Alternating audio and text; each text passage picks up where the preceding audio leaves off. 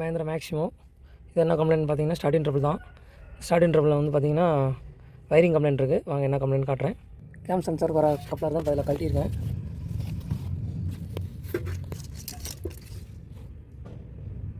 அதோட பழைய கப்ளரு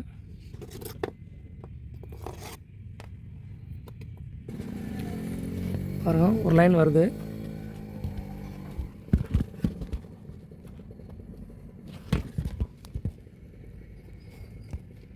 இன்னொரு லைனில் செக் பண்ணுறேன்.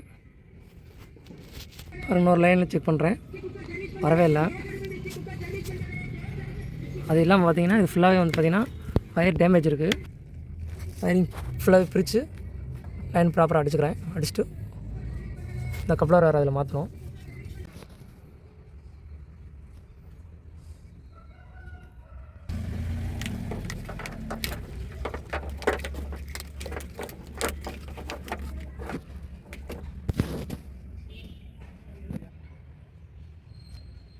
இது ஆல்ரெடி வந்து கட் பண்ணி ஜாயின் பண்ணியிருக்காங்க கட்டாயி.